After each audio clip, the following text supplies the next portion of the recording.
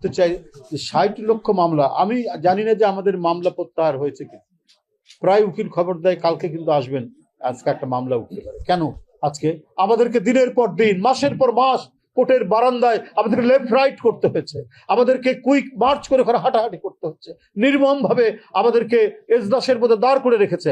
Magistrate যে আমার ছোট ভাইয়ের চেয়ে ছোট ভাই, তার কি নির্মম নিষ্ঠুরতা! সে আমাদেরকে, যদি আমরা বেঞ্চে বসি, সে ধমক দিয়ে বলতো যে কাঠগোড়ায় বসা। আমরা কেউ মার্ডার করে, আমরা কেউ কোনো ধরনের সামাজিক অপরাধ করে আদালতের কাঠগোড়ায় দাঁড়ায়নি। ব্রিটিশ আমলেও দেখেছি রাজনীতিবিদদেরকে একটা সম্মান দেখাতে, সেই সম্মানটুকু শেখ হাসিনার আদালতের বিচারকরা সেটা করেনি।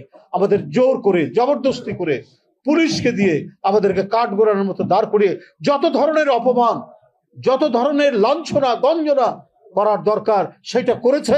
শুধুমাত্র তার লুটপাট, তার অনৈতিকতা এবং দেশের গণতন্ত্রকে গ্রাস করে নিয়ে আজীবন মহারানী হয়ে থাকার তার যে আকাঙ্ক্ষা, সে আকাঙ্ক্ষা বাস্তবায়ন করার জন্য এই আদালতকে দিয়ে কাজ করেছে শেখ হাসিনা।